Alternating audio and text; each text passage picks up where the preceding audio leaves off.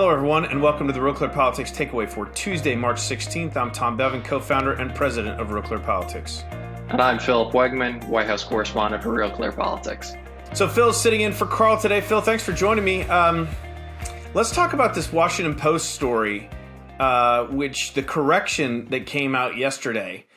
They announced that, oh, by the way, the quotes that they had used on for a conversation that that allegedly occurred between the President of the United States and the chief investigator in Georgia, where he supposedly told them to, quote, find the fraud, and that the person would be, quote, a national hero. Turns out he didn't really say that. He said something else that was much less dramatic and incriminating.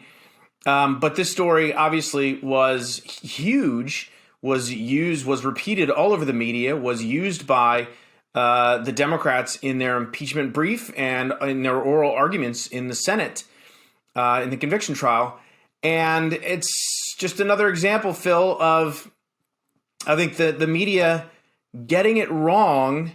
And, you know, I guess they ran a correction, so good for the Washington Post, but 2 months after the fact, and certainly not getting as much play as the initial story got.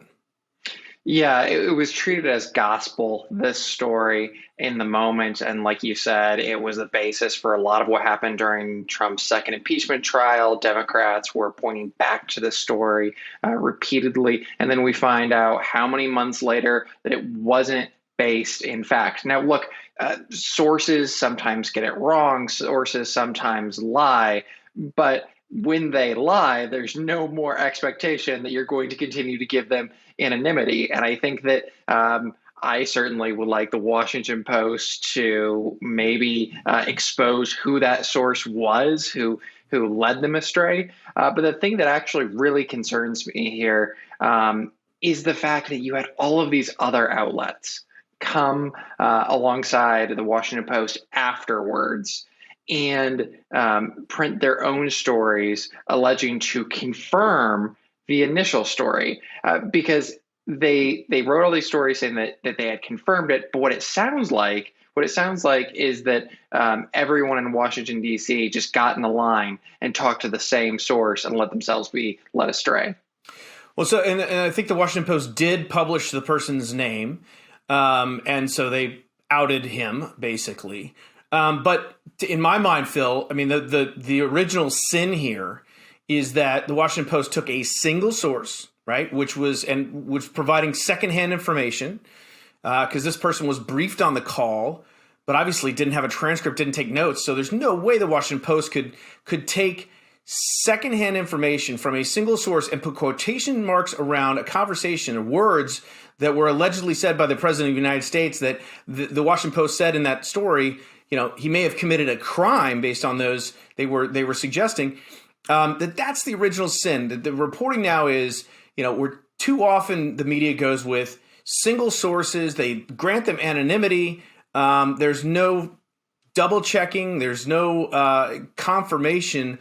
And we saw this repeatedly during the Russia collusion investigation and hoax, as Donald Trump likes to call it, because there were a number of stories that had to get retracted and clarified and corrected because of the way that the media has gone about treating anonymous sources. Yeah, look, every story is different, but hearsay is never enough. You can't just have one person who heard something from someone else and then decide to write a story about it, especially when you're the paper of record. And you would think that after, the examples that you noted in terms of the allegations of Russian collusion, that the media would have been burnt enough to no longer do this. And there have been so many stories that I've let go because I've heard one set of facts from, one individual. And then, after 3 or 4 phone calls, I find out, well, that person, that they were actually trying to push an angle, to push a narrative that wasn't really real. I think that if you are one of the papers of record and you have a huge team of editors and fact checkers and all of these resources, and you walk around like you're the most important entity out there, well, you better show up. And clearly, the standards that were followed here led to bad journalism. It's distasteful. It did. And Carl Can is not here, but he would absolutely. Well, I don't know what he'd say to you if you did something like that, Phil. It wouldn't be a fun conversation for sure. But look, if you get multiple sources that are saying the same thing, even if they're granted anonymity, and multiple people are lying to you, that's in my book like a different situation. But to just go with one single source, grant them anonymity, is just, as you said, it's bad journalism. It's hardly even journalism. It's just like printing rumors. It's like being a gossip magazine or something. So bad on the Washington Post. Again, great that they made the correction, even though at this point, and this is part of our digital age, Phil. The initial story always gets the 20,000, 30,000, 100,000 tweets and retweets and likes, and the correction always gets 1/10 of that, 1/100th of that, and never really gets sees the light of day. Certainly not in the way that the initial allegations make that splash.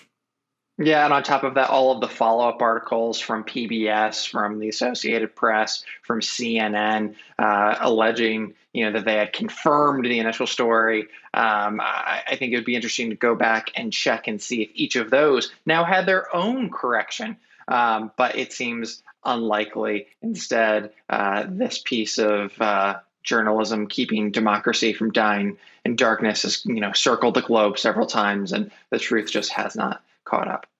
Another black eye for the media. All right, we will leave it there. I'm Tom Bevan, co-founder and president of Real Clear Politics. And I'm Phil Wegmann. This is the Real Clear Politics Takeaway for Tuesday, March 16th.